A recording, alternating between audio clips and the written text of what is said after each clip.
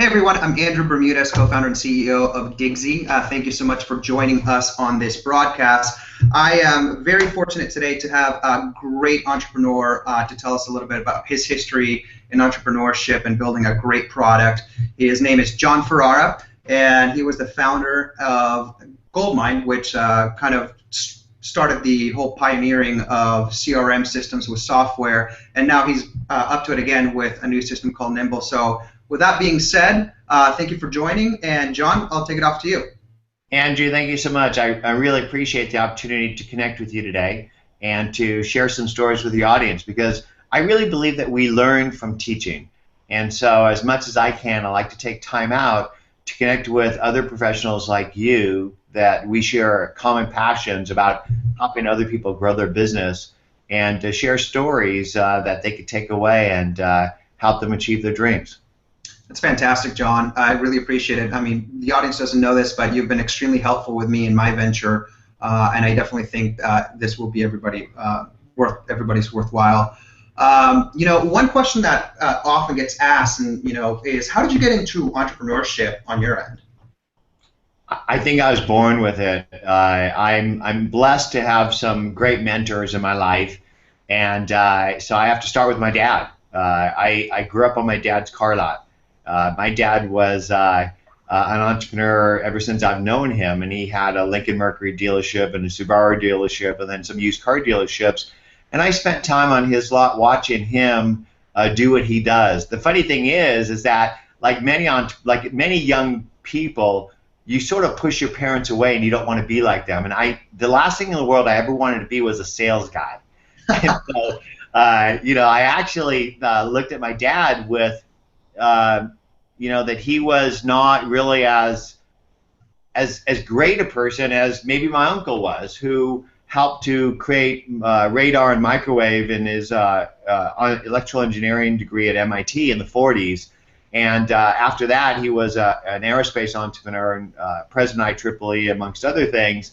And I grew up in the space era, so I love technology, I love space, and I wanted to be an astronaut. I wanted to be a computer scientist. And so I went to college and studied computers, but I couldn't afford to pay my way through school, so I got a job at a Computerland store. And it turns out that I was really good at sales. And so the funny thing is, I bought a computer when I was 18 years old. I was passionate about technology. I learned every single application known to man at that time, and I sold a lot of computers. In fact, when I was working part-time at Computerland back when I was 22 years old, I was making nearly $70,000 a year in commissions on selling computers. Now you got to remember that computers back in those days were 45% margin. So you sell 10,000 computers, that's a lot of ducats. Yeah, that's a lot of money back then too. It is. So the thing is that I've been in love with technology all my life, and I've always been really good at synthesizing problems and solutions. And so back in the day, I helped people adopt the early microcomputers and solve problems in their businesses. And many of the computers I sold back in the day were computers that were used to design the rockets of the space shuttle engine and other aerospace companies back in those days. As I went to work on my first job, I began to find solutions to help people fix problems at the companies I worked at. My first job was at Hughes Space and Comm, and one of the issues they had was they couldn't get the AMRAAM missile to hit jets. So we had to fix the AMRAAM so it hit another jet. It was a beyond visual range missile that you fire from 30 miles away, and so I helped design an executive information system that pulled information from disparate systems into an executive information panel that enabled executives to pinpoint the problem and make that system work. So I did that for 2 years, and I said, you know what? I'm not an aerospace guy. I really do love sales and startups, and I got a job at a startup company called Banyan Vines. Now, you've never heard of Banyan, you probably never heard of Novell, but back in the day, they were the network operating systems for small businesses and enterprises. So I got a job there, and as I moved from sales to sales management, I saw that salespeople don't work in a vacuum. They work as part of a larger team, and everybody in the team touches the customer, but we didn't have the tools to manage relationships with customers I got leads on pieces of paper. I would cold call them and make notes in my day timer. We'd communicate with pink while you're out slips, and we did our sales forecast the night before they were due. And I said this was crazy. And so I looked for a solution that would enable me and my team to be on one page with customers. So no matter who picked up the phone, you could see who you're talking to, what's pending, who's going to do it, what's been done, who's done it, and all communication. I couldn't find it. So at 29 years old, I was too young and dumb to know any better. I quit my job and got together with a college friend of mine and created a platform called Goldmine, which predates Outlook. It predates the term SFA and CRM. We were the Outlook and the Salesforce of our day, but you know, it was an amazing journey being part of creating the first wave of business tools for network business teams. That's fantastic. So you went from, I mean, most people don't know this about you, that you are actually pretty technical in the sense that you've been around technology, you went to school for it, and then you just found a knack of solving problems, but you didn't want to necessarily be sitting in a room and engineering it. And then you found an opportunity in your role as a salesperson, which you were passionate about, to go attack that problem with the lenses that you had developed while you were in a technical position. So tell us about Goldmine and what problem were you solving for for salespeople or the sales manager. You kind of touched on that a little bit, but let's go over what's really important to an entrepreneur is a value proposition. So what we call the value prop for short. So what were your value props there, and explain a little bit about that. Well, I think the key value prop that we created with Goldmine was it's not just salespeople that sell. Everybody in the company touches the customer, and everybody in the company needs to be on one page with who that customer is and where they are at in the journey with your company. So we wanted to create a relationship management platform that integrated contact management, network scheduling, email, sales and marketing automation, and collaboration into a team tool that enabled everybody to be on one page with everything that's going on with customers. Certainly it had the ability to do automated marketing and sales pipeline management that enabled marketers and salespeople to be effective in their roles and for management to run reports. But if you didn't solve the need of the business professional and make something for them, it would never get adopted. So the key thing that we focused on from day one was adding value to any business person that's touching customers and enable them to be more effective at the basics of business, which is follow up and follow through. Okay, fantastic. Considering that you had so many different people that would have to touch the software in an organization, who was your primary customer? Sure, it was salespeople. Okay. It was business people. Because ultimately, there's many business people that don't think of themselves as salespeople, but in reality, we all sell.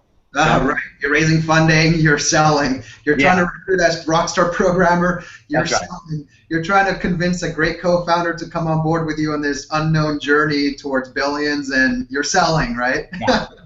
So what we did was we identified an influencer of our core prospects, and we built a relationship with them, and we got them to use Goldmine, and then they started recommending it and selling it. So the first person that we went after was Novell resellers, because they sold the network to those small businesses, and we had a tool that powered that network that made it useful, a network relationship manager. So I cold called every Novell reseller in the country, and I got them to use Goldmine.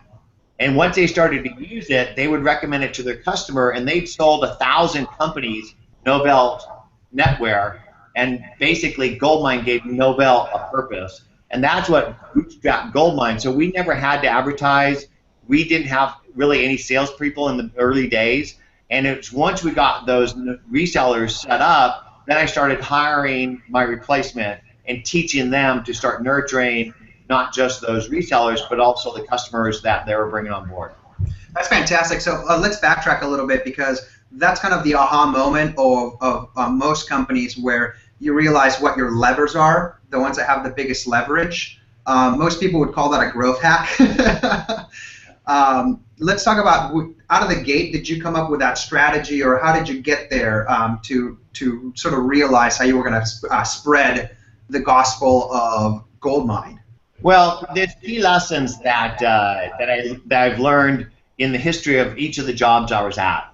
And one of the lessons that I learned at Banyan was I was getting my ass kicked by Novell resellers. So we had an enterprise product that we sold direct to large corporations, and there was a little company called Novell that sold it through resellers at the work group level. And so what I did was I went after the top Novell reseller in Dallas back in the day, and I got them to become a Banyan reseller. And do you know who that reseller was? No idea. His name was Mark Cuban. So Mark Cuban was the #1 Novell VAR in Dallas, and we got him to become a Banyan VAR. But in the end, what I saw was that these guys had relationships with my core prospective customers and prospects, and there's no way that I could go and attack small and medium-sized business customers across the United States without any advertising money and without a sales team. So I identified their influencer, and I built a relationship with them, and I got them to use the product and become an evangelist, and that became our virtual sales force. From inception of when you created the company, and the company was the software was at a point where you can actually put the product confidently into somebody's hands and say, okay, this is going to perform 90 or 80% of the time. Well, everything always has bugs, but from the moment that you started, you completed, let's say, version 1 to where you actually went after these resellers. How long of a period of time was that? I have to dig in the cobwebs. So I have to sort of take you back to that day. Goldmine didn't start out as Goldmine. It started out as an accounting software company. Oh, interesting. So in 1989, a dear friend of mine from college convinced me to start a company in and around a network accounting software application that I'd advised him on over time while I was working at Banyan, because he didn't want to go build bombs for aerospace companies, and he graduated top first class electrical engineering. So I got him his first computer, I got him DBase, and I told him you need to start learning how to program, and he started doing that. He started building business applications for his father's friends. And I told him to build network business applications, because network business applications was the future, because I was selling the network, and there were no network business applications on the market yet. So he built a network accounting program, convinced me to come and start selling that with him, and so we created that company together. And the first thing I did was I went after resellers, because I knew that I would never be able to connect with end users directly. So I went and face-to-face contacted software stores in the Los Angeles area, because I worked at a software store. I knew that they had access to customers. So there were probably 3 to 5 top software companies back in the day, and they weren't CompUSA, and they weren't Egghead. They didn't exist.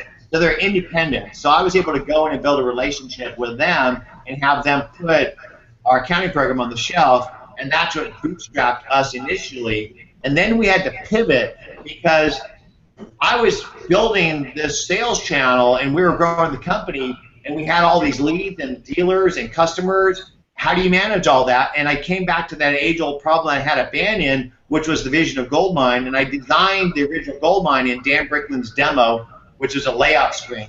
Dan Bricklin, by the way, programmed VisiCalc back in the day, which is probably something you've never heard of, but it was the first spreadsheet. And I gave it to Alon, my partner, and I said, build me this thing, make it do this, and he wrote it, and we'd have Goldmine in the back of our booth when we were at the accounting software shows, and that's all people wanted to see. So we saw that there was a clear need, and we had to make a decision to stop selling the accounting program and start selling Goldmine, and we were probably doing $15,000 to $20,000 a month in the accounting software, and we didn't really have any money back in those days, so we had to cut that and focus on Goldmine, and that was a huge chance that we took at this pivot. But I think that it's a lesson for all entrepreneurs that if they see an opportunity and they believe in it, they've got to make a decision and focus. That's interesting. So it's funny. So right now, these days, everybody talks about the pivot, but the pivot goes back to the early days as well. That's fantastic. And it looks like a huge opportunity, because when you're talking about accounting, that's one niche. But if you're talking about sales, accountants do it, software companies do it, a soap company does it. So it's a huge market. Yeah. What were some of the challenges that you experienced? If you can just touch on that in building or growing Goldmine? I think that one of the key challenges that we had was attracting and retaining great people, because ultimately companies are built by great cultures and great teams. And one of the lessons that I learned back in the Goldmine days is that you don't necessarily have to hire the $100,000 person with 5 years of experience, because ultimately, if you could find somebody that's a great cultural fit, that has a strong desire to learn, and has great writing and humanity customer service skills, that you could teach them technology. And so, because we couldn't afford to pay for experienced, seasoned professionals, we would go out and hire people like a hairdresser and put them in customer service, because they already know. Right. They know how to take care of customers. Right. You sit there in the chair and they just entertain you the whole time through. And when you can transform somebody's life and take them from somebody who's making the base, I'm not going to say minimum wage, but there's a huge difference between an entry-level position salary and somebody who's got 5 or 10 years experience. If you can take somebody's life and transform them and empower them to grow and learn, that creates a relationship and a bond and a culture that's really unstoppable. So our VP of product, Natalie Burdick, started as a receptionist at Goldmine. She was a graduate with a history degree from UCLA. And back in the day, what do you do with a history degree? But we recognized that you could take somebody with great background in writing and research and teach them technology, and they could do amazing things. And she kicked butt, like many of the Goldmine team members. You know, it's funny that now that you mentioned that, I never really thought about this, at least consciously, but when I was in commercial real estate, I was a partner for about 12 years at a firm called Lee & Associates. It's pretty popular. And when I started building my team, you know, we were scrappy and we didn't have the resources. And some of the qualities that you're mentioning are some of the things that I look for. And those individuals are still today. In fact, now they're partners at the company. They've been there just a few years. So, yeah, I mean, definitely finding just great talent, regardless of what their background is definitely something that that many entrepreneurs can actually leverage on. You don't need the creme de la creme as long as somebody has a lot of the foundational skills. Amen. So when you were built, how did you avoid feature creep? Because that's one thing that, you know, we've been at fault of. Every startup has experienced it, and it's, you know, caused some sort of drawback. How did you manage that? You know, you can't give everybody everything. And sometimes you need to give your customers what they're asking for, and sometimes you need to give them what you see that they're going to need. And it's a balance of both. And so there was a lot of conversation and communication between the management team that built the platform. And at times we didn't agree, but there is a lot of times where we got in a room, had the conversations, and got things done. In fact, a lot of times we didn't really do things in the office. One of the things I really recommend to any entrepreneur is to get outside, take your team for a walk. And so some of our best ideas and best moments when we were a team working on building the platform was walking on the beach out front of our office in Pacific Palisades. And so I think that through collaboration and conversation, you can really understand what is necessary. And the key thing that you need to do is listen to customers. And now, did you learn all these right off the bat? Did you go in knowing that, or did you go through some experiences that sort of shaped your thinking in this way?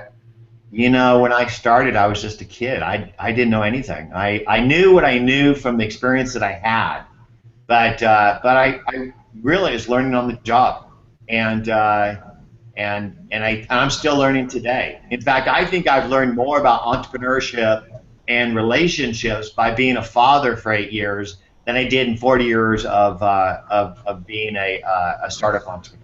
That's interesting. What do you attribute Goldmine's success to? If you were to recommend, you know, if somebody was asking you, hey, I want to build this killer product, what were some of the lessons that you learned in shaping that product that you could sort of impart to other entrepreneurs? Well, I think that the key thing that we did was we built relationships with evangelists and empowered them to tell our story. Because ultimately, it's much more powerful when other people talk about you than when you talk about you.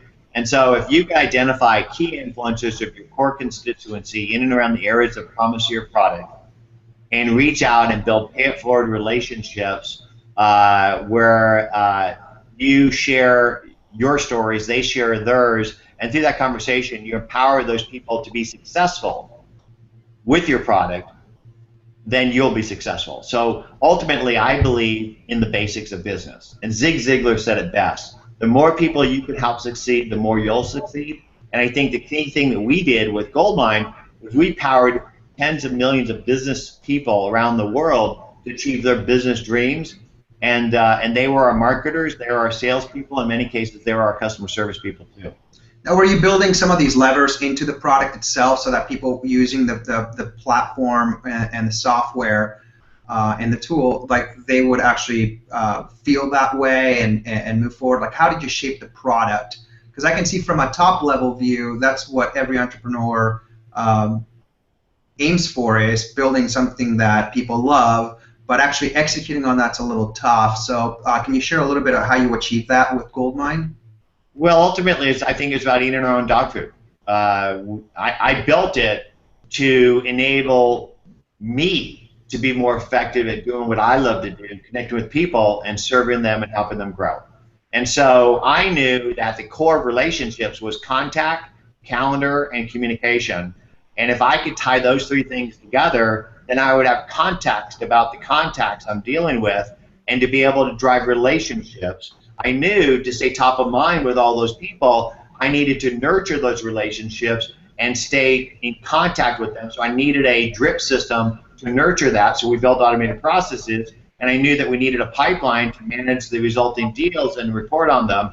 And so it was a natural sort of flow of conversation with people who influenced me and with actually the needs of the customers that I talked to and my own vision and the vision of the team. And so automated processes was a great example. It was a feature that was inspired by a guy named Jim Cecil. He's an amazing guy who's basically invented nurture marketing. So Goldmine had email automated marketing in the platform before email marketing was a term. And so and that was inspired by our customers. So it's a combination of listening, learning, and infusing some of your own ideas into it. It's a dance. You use your own product. Yeah. Eat your own dog food is my best advice to any entrepreneur. Fantastic. Now, some of the things that you're mentioning now of how you built sort of that evangelist and nurturing relationships, a lot of that stuff had to be done offline because you couldn't achieve it through automation. Now you're tell us a little bit. Now you're doing it with Nimble, but tell us a little bit of what you did with Goldmine and your exit a little bit. So are you saying how we built the brand beyond building the initial VAR channel, or how did we? What was the exit like? No, I'm talking about Goldmine. So you were able to successfully exit Goldmine. You sold it. Yeah. Tell us a little bit about that. So we grew the company over a 10-year period. So we're a 10-year overnight success. and after doing that for 10 years, Andrew, you know what it's like being an entrepreneur. There's no on and off switch. You're always on. Is that right? Yep. Yeah. I mean, you wake up in the middle. Before you wake up, you're already working in your mind. Well, you do it in the middle of the night, right? You're thinking about this or that, or And so I was married. I had had my first child. My second child was on the way. And I've always believed in saying, you never want to say shoulda, coulda, woulda. And so I really believe that the most precious thing that you have in your life are the people around you that you care about, and that includes my family and friends. And for 10 years, I didn't have time for them, which is not a good balance. And so we made a decision to sell the company after 10 years, and we sold Goldmine on the same year that Salesforce was started. And when I first saw Salesforce, in fact, if you go to the Wayback Machine and you Google Salesforce 1999 Wayback Machine, you'll see what that website looked like. I didn't believe that the internet, dial-up modems and things, could really power a consistent view of applications, right? Right. But in the end, they proved that really software as a service is the future. But back then, I'd done and achieved what I wanted to do, and so we looked for a company that we could partner with that would sort of take Goldmine on, and found a buyer, and we sold it. That's fantastic. Now you're taking your experience with Goldmine, and now you've created, I wouldn't call Nimble CRM 2.0. I mean, a lot of the things that you're doing, and I use the service myself, is doing things beyond that. So tell us a little bit about your new venture. Tell us about Nimble. Sure. I believe that relationships power business, that people buy from people they like and they like people who know them. You can't know somebody without doing research about who they are. Today, before you meet with somebody, you Google them, you look them up, and then you go log that in your company CRM or your contact tool, and then you engage in email and more in social in order to build and nurture these relationships. So you're living in 6 different tabs in your browsers and 3 different apps on your desktop, and I just think it's way too hard to effectively connect to people that matter and turn connections into conversations and relationships into revenue. So in much the same way that we created Goldmine back in the day because we had trouble managing relationships, conversations, and revenue, today I built Nimble for that new generation that's having contact calendar communications in and around a new social world. And so I believe that customers today have a new journey that they're doing. And in order for you to be effective and engaging customers in the new digital social journey, you need to be a trusted advisor and participate in the conversation by adding value to it, and then nurture those relationships on whatever channel is effective for that customer, and more that's in social. So Nimble blends the tradition of Goldmine, contact, calendar, communication, with the social channels into a modern CRM that automatically builds itself, because I think that today's CRMs are just too much work and they don't really work for you. And so we built Nimble as a platform that auto-magically works for you to connect you with the right customer at the right time on the right channel and help you to grow your business. Right. Let's talk about that a little bit, because we see social CRMs out there all the time, and they all have their problems. And I think what you're building now is a pretty good product, and that's just my personal opinion, simply because we use it internally. So we definitely don't want to be biased on that end. But talk a little bit about how you're making Nimble a differentiator from Sprout Social and all of the other social CRM tools that we see out there. Sure, and I don't really like the term CRM, and I don't really like the term social CRM, and let me tell you why. When I think of CRM, I think of Grandpa's CRM platform, not Goldmine, but the things that came after it. Because if you think about it, Goldmine and Act were contact tools, relationship tools, and the sales side was after the fact, because you need to build a relationship to drive sales. The CRM systems today were designed after Outlook had already existed. So they don't have the relationship component. If you get a CRM like Salesforce today, you're still in Outlook or Google Mail managing relationships. My vision was to build a platform that automatically builds itself, as opposed to you having to type in the data. So we automatically record the contacts you're engaging with. We go out and find information about them and build out a rich profile that we keep up to date on a daily basis. Because the biggest problem with CRM systems is you have to type the data in. Most people don't. And even if you do, the data decays because you change over time. Because your company wasn't called Get Digsy 6 months or a year ago. It was called something else. Your CRM should automatically keep those changes for you, so that when you do connect, you understand who that person is, the history of conversations between you and the team, and a way that you can add value and nurture that relationship over time.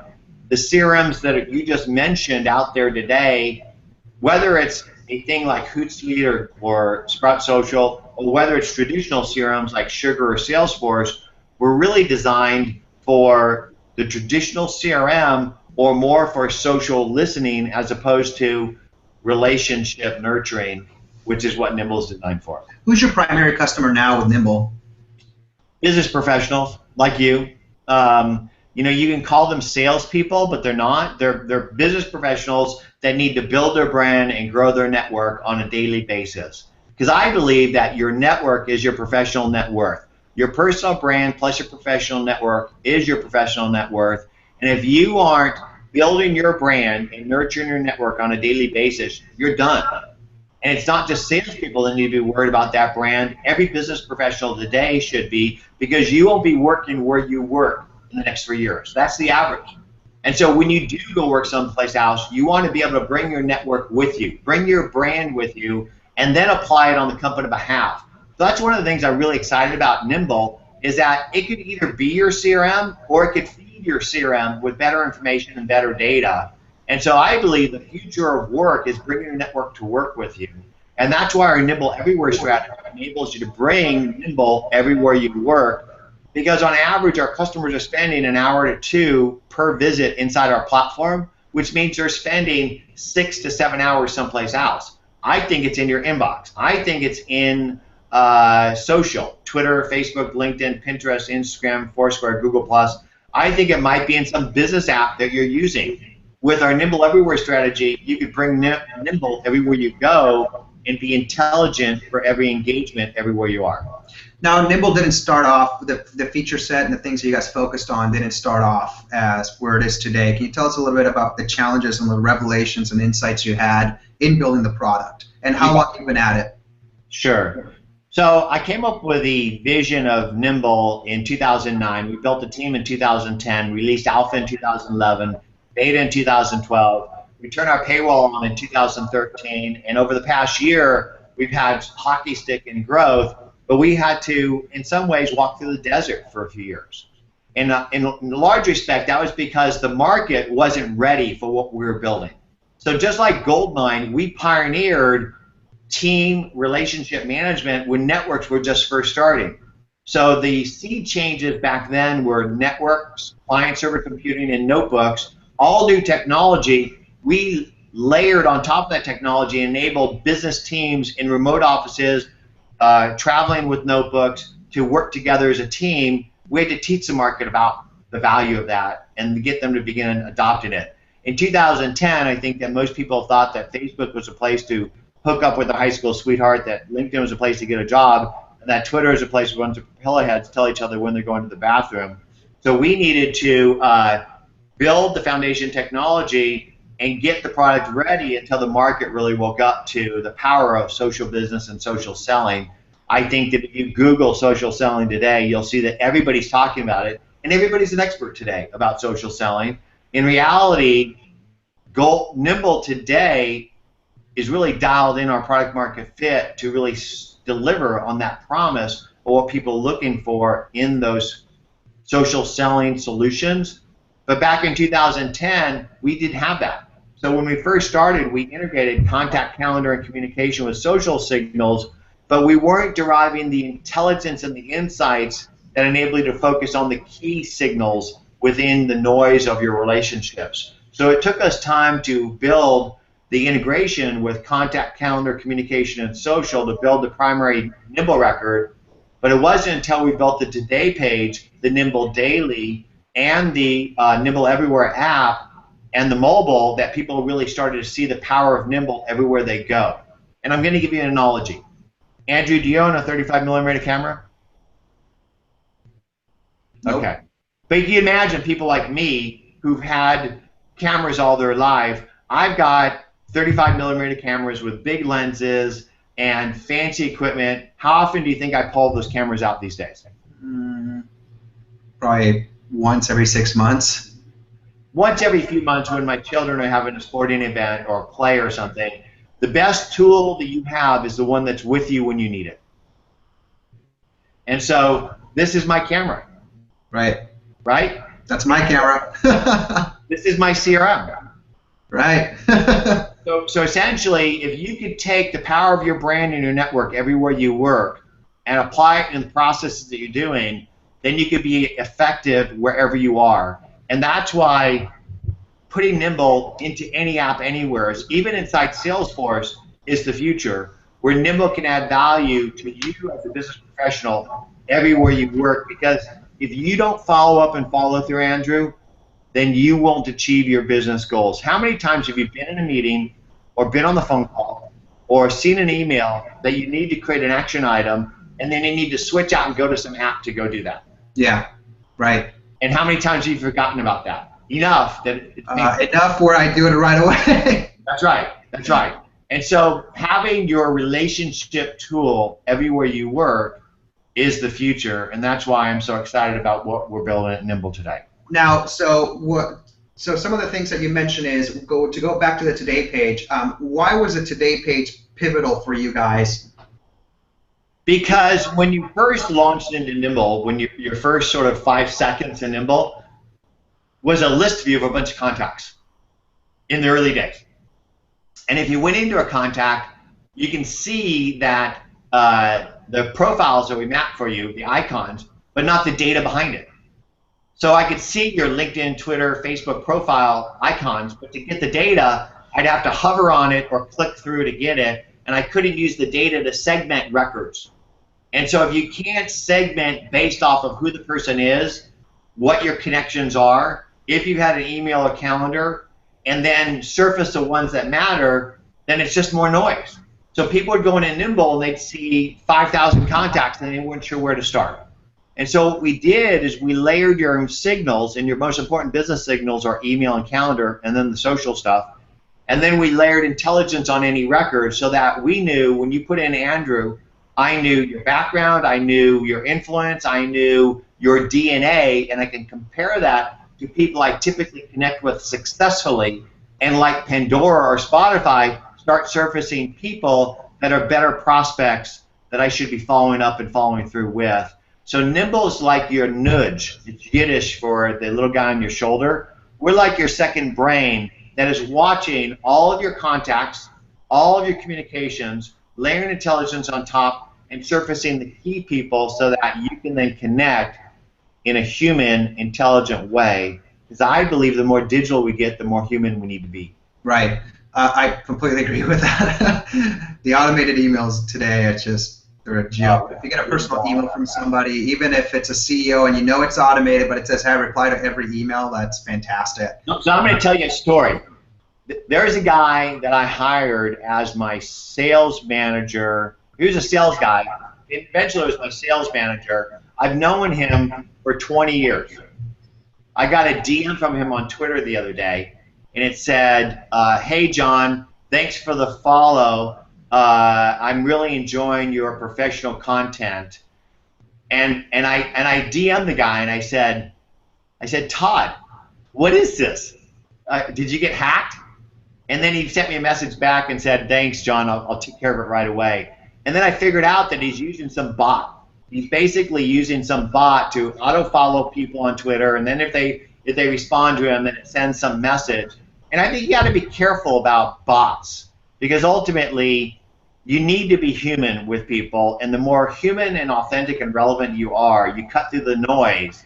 And in today's over-connected, over-communicated world, you really need to do your homework and cut through the noise in order to connect and turn these conversations into business opportunities. Yeah, just develop a true connection. And when you speak of social signals, I'm not sure that people, some people might understand it, some people might not. What do you mean by a social signal? So today, if you want to be heard and seen, you need to be sharing content that inspires and educates other people about the promise of your products or services. Andrew, have you ever walked down Montana Avenue or any business street? Yeah. You ever look inside one of those small business shops? I do. And do you ever see the people standing behind the counter kind of looking out, wanting to know if you're going to walk into their store? That's correct. Yeah? That's kind of sad, isn't it? Yeah. How many conversations are running by my office right now in the digital social river? Oh, man. Billions. Right? So imagine if you were able to drop lines into that social river, lures of content to inspire and educate people about the promises of what Get Digsy can do to help them grow their business. If people bite on that, that's a signal. So you as a business professional, to build the brand of yourself or your company, need to be sharing content that is not about how great your products and services are, but how you can help people become great. So I tell people, if you teach people to fish, they'll figure out self-fishing poles. And so you should be sharing content on a daily basis, if not an hourly basis. When people bite on that content, they plus one, they like, they retweet, they otherwise follow or engage with you. You need to then reel the right ones in. Andrew, let me ask you a question. How's your inbox today? I'm fearful. Yeah, it's like digging a hole in the sand, isn't it? Right. Okay. If you're at all effective at what I'm telling you need to do today by sharing content to inspire and educate others in order to engage with people that matter, what's your signal is going to start looking like? Oh man, I mean, the way that I personally do it, that I've learned from through trials and errors, is we definitely share stuff that helps other entrepreneurs build their business. Right. We share our stories about our startup. Interesting things like listen to your customers, and listen to your customers actually turns out to be a bad thing sometimes. It does, which kind of interesting, and things like that. But we get a lot of engagement from that. And we create awareness, and we start developing a reputation. So right, but what I'm saying is that if you share content on a regular basis, you're going to generate more signals than you can follow up on and manage. Oh, that's correct. Right? That's what's happening to us now. Exactly. So that's the power of Nimble, is that it listens to your signals, all your contacts, emails, calendars, social signals, the people who plus one in liking, connecting on LinkedIn, Twitter, Facebook. And then we layer intelligence on top and say, out of your 50 signals today, here's the 10 that matter, right? Perfect. And so a signal is anything that is triggering a connection with you. It could be an email, it could be a calendar appointment, it could be a follow, a like, a connection, or a comment. What we do is we help you to find the ones that matter and to reach out and connect and stay connected, so that when that person does make a buying decision, not only do they think of you, but they bring their friends. What are some metrics from a business and a product point of view that you focus on to make sure that your vision of Nimble is being fulfilled? Well, ultimately, we look at the usage data of the product and the package, and understand how people go in, what happens in the first 5 seconds, the first 5 minutes, and the first 5 days. And so ultimately what you want is to deliver an onboarding experience where people can see immediate value up front and then value over time, so it becomes a habit. Because if you can make your product a habit, then people will never leave you. And so that's why we built the Nimble Daily, to give people value every morning, the Nimble Everywhere widget, so you can take it with you everywhere you go, and the Nimble Mobile. And then we track usage of these products and then message people based off of their behavior or non-behavior and who they are. And so that's the biggest lesson I've learned, is that if you put somebody on a drip track and everybody goes on the same drip track in your marketing stuff, you're just sending out generic messages, and it's going to be a lot less effective. So what we do is we automatically message our prospects and customers based off who they are, what role they're in, and what they're doing or not doing in the app, to encourage behavior that we've learned that creates a higher possibility of Nimble becoming a habit for them. It's fantastic, John. Hey, these are just extremely valuable lessons, and thank you for sharing. What advice do you have for entrepreneurs building a product today to develop a killer product like you've done? I think the best advice that I can give to them is solve a real problem that they have a passion about and that they have a need themselves, because the best products are products that are solving a pain that you're having because you truly understand that problem and you're passionate about it. Once you've done that, keep it simple, stupid. Do something that you can get a minimally viable product out, that you can get feedback on, and then iterate with your customers to refine that based on the needs. I'm going to tell you a story about a company in Los Angeles that is a billion-dollar company that started out as a website for people to host training material on and to sell it. And they weren't getting enough people signing up to sell that training material, but they listened to the customer, and the customer said, one of the customers said, "We're an enterprise company. and we want to do training of our internal employees, and your product is a SaaS product that does what we've been doing on servers inside of our business, and they pivoted to begin serving that need and became a $1 billion corporation that's global today. So ultimately, my best advice to you is don't boil the ocean.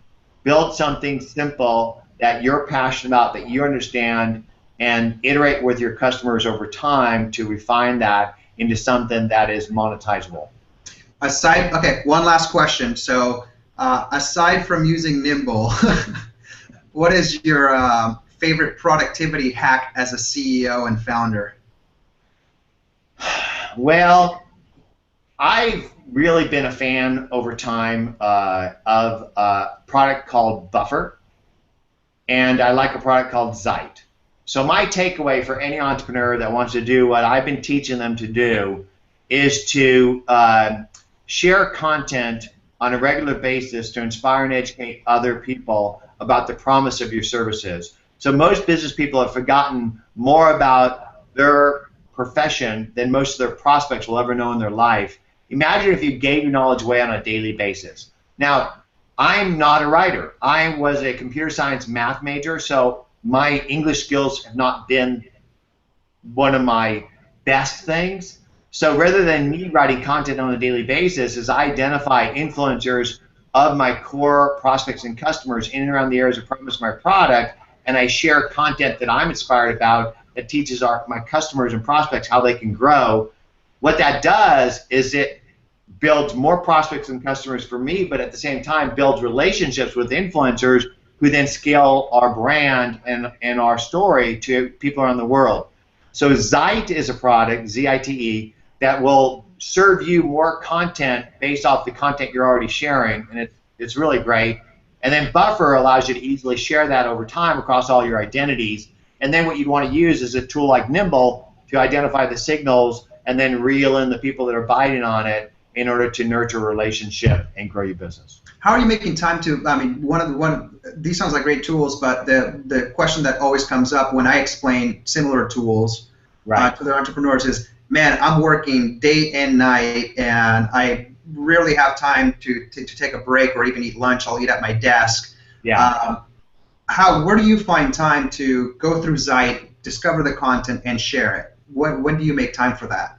I usually do it in the morning when I'm having my coffee, because ultimately it's when you're already doing your reading, you're already doing your research. So, Andrew, you read on a regular basis to educate yourself and help you build your business, don't you? Absolutely, every day. So when you're reading, if you have a button in your browser, can't you just share that stuff that inspires you?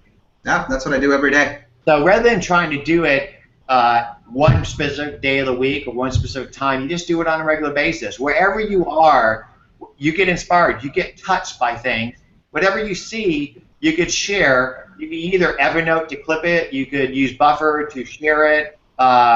You could share stuff out of your Twitter stream, you could share stuff out of browsers you're in. So, you know, I think that the hardest thing in life is just getting started. So as any business professional, what you should do is put a picture up on all your key identities, and I recommend having an identity on Twitter, Facebook, LinkedIn, Instagram, Foursquare, Google+, and then once you have your picture up there, put a bio, put a link back to some key site, and then start sharing content that's relevant in each of those places on a regular basis. Maybe it's daily. Maybe it's 3 times a day. I do it every hour.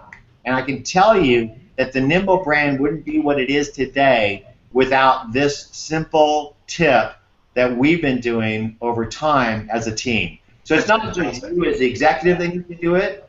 Everybody on the team needs to be empowered to build their brand and grow their network. That's fantastic. Thanks for sharing that. That's really empowering stuff. All right, John. Well, hey, thank you so much for taking the time to sit here and share some of your experiences and secrets in building successful products. And thank you, everybody who's watching this here. And just stay tuned. We'll have more of these videos with great entrepreneurs sharing their story. Thank you so much, John. Thank you, Andrew. It was a pleasure. And by the way, if somebody wants to find out about Nimble or find you on social media, what can they do? Well, our Twitter handle is Nimble, Nimble. Our site is nimble.com, and my Twitter handle is John, Jon_Ferrara, Ferrara. And on a daily basis, I practice what I preach. I share content that inspires and educates other people about how they can grow. And please connect with me, tell me your story, and tell me how we at Nimble might help you grow the Nimble way. That's fantastic. Thanks again, John. Thank you, Andrew. All right, bye-bye. Bye-bye.